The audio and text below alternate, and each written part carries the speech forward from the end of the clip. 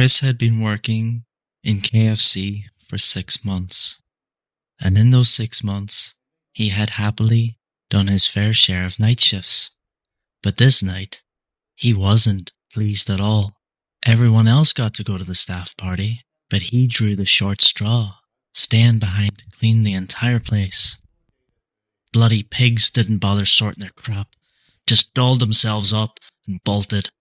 Oh, Tanya, you'd think you'd want to stay behind and help, since I covered you all those other times, being the lanky tool I am. Nah, that useless twit would just throw more crap on the floor just to watch me suffer. Why the hell am I not the manager? To be honest, just being manager isn't much of an upgrade pay-wise, but bloody hell, this place would really be in the dumps. I'm the reason for half the obesity in this town instead of Mickey D's. Who makes the best clucking fried adult chicks in all the land? Who prepares everything per instructions down to the teeniest, tiniest tea? C'est moi. Huh? What was that sound? Am I imagining things? I'll just get it done. The quicker in, the quicker out. Cheap, crappy earphones strike again. Oh, Chris, finally. I'm done and high as... What?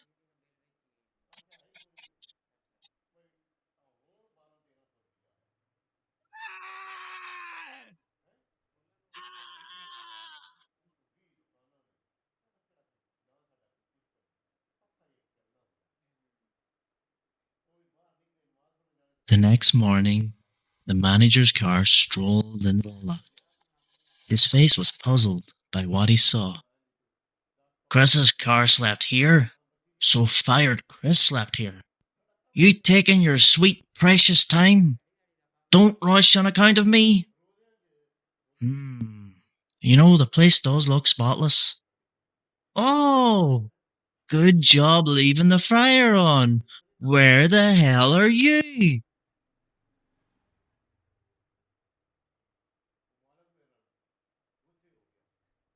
It was 2:25 a.m. I sat at my laptop aimlessly, scrolling as the minutes dragged by. Only 3 more hours left until I needed to start getting ready for a long day of work. I leaned back in my chair and cracked my neck. As I heard the tension being released, I contemplated crawling into my bed and calling it a night, but my overstimulated brain was still rushing after several hours of scrolling through endless tweets, half-reading Reddit posts, and hitting the next recommended video on YouTube. I eventually found myself in the deadly cycle of switching between the homepage and the inbox page on Facebook. I reached across the table and took a long swig of my now flat Pepsi, then lurched as I felt a trickle running down my chin and onto my exposed keyboard. Quickly using the sleeve of my hoodie, I frantically wiped off the keys that the sugary liquid splashed onto. I really need to stop snacking at my computer, I thought to myself as I observed the many crumbs scattered between the keys. Don't judge me. I'm sure you have done it too. After looking over my somewhat cleaner keyboard with satisfaction, I looked back onto the screen. A massive jumble of letters were strewn across the Google search bar as a result of my late-night keyboard scrubbing session. I briefly considered Googling my own name for the 3rd time that night, but then decided that those 3 hours of sleep might be just enough to get me through my next 8 hours shift. As I was about to stand up, a small square suddenly appeared in the corner of my screen. It was plain white with a red frame, with the bold letters flashing from blue to red, reading, "This link will disappear in 60 seconds. Below, a small timer began counting down from 60 to 59 to 58. Nice try. Probably some low budget website or internet scam trying to trick me into taking their surveys or giving out my credit card information so that I can win that free new iPad. The numbers counted down from 40 to 39 to 38. As the numbers counted down, my curiosity of where that link will take me began to grow.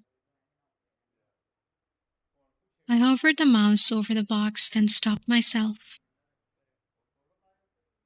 What if clicking this link would install some virus onto my computer?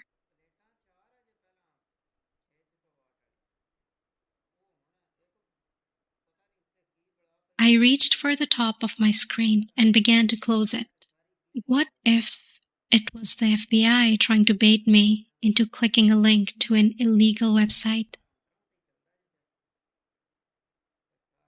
Just as the screen was about to meet my keyboard, I stopped. What if it really was a once-in-a-lifetime opportunity? And by clicking this link, I would get the chance to view something no one has ever seen before. The thought of never knowing where that link would take me is going to drive me crazy. And I could surely see myself losing sleep over it. I slowly lifted my laptop screen again and saw the numbers count down from 5 to 4 to 3 and clicked the link just as the timer reached 1.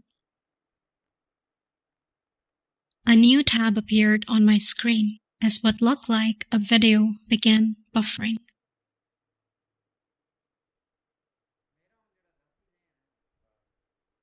I blinked in confusion as all I saw was a very dark video feed with a blinking red dot in the corner of the screen next to the words live. I stared at it for a few seconds, trying to make out what exactly I was supposed to be looking at. It appeared to be the shape of someone's silhouette. Did the link bring me to a live stream chat with some random person? Hello? Hello? Hello? Can you hear me? Can you hear me?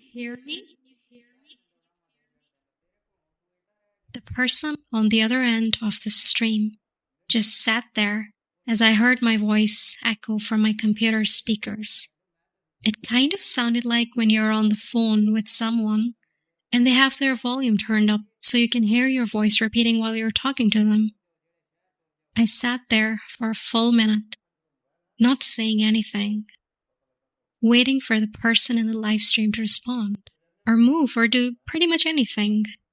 They just sat there the whole time, barely moving. Then from the corner of the screen, I saw another figure standing in the background.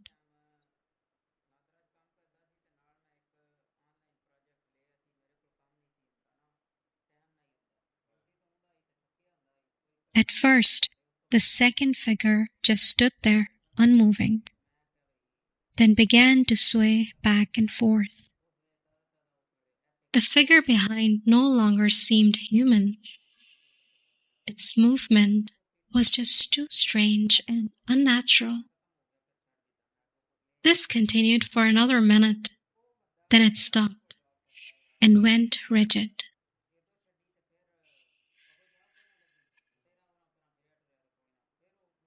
Its head began to twitch to the side every so often, becoming faster and more rapid. The other figure just sat there motionless, as if unaware of what was going on behind it. I then shifted my gaze to the figure behind as it began to slowly walk closer and closer to the person sitting closest to the screen, who still to this moment just sat there, motionless, just staring at the screen. My heart began to race. Why don't they notice what's going on?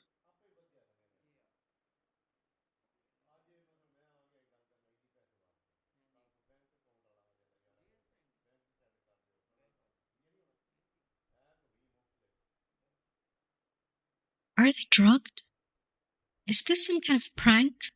Or some sick film being streamed on the dark web by some psychopath? I wanted to yell out to that person, warning them of the figure standing dangerously close to them, whose movement was no doubt not human. God, I wish that the image was more clear.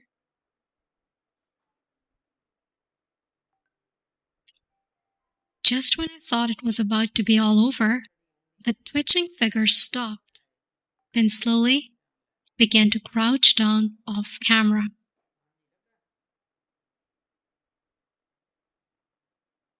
And I could no longer see it from behind the seated figure in front of the screen. After my heart began to slow down, I leaned in closer to the screen to try to get a better view of the mysterious figure in front of me.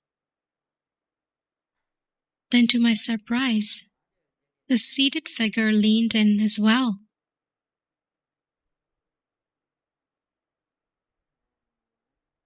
I then noticed a small light at the top of my computer monitor. A steady green light. It was then I noticed that my camera lens was extremely dusty. It's a wonder that the figure on the other end could not even see me. I reached my sleeve up and gently wiped the dust off the monitor camera. The second my gaze returned to my screen, I felt my heart begin to race. The figure I've been staring at this whole time was me. This whole live stream was not a two-way video chat. It was just a recording of me sitting in front of my laptop. Then just like that, the image disappeared from the screen.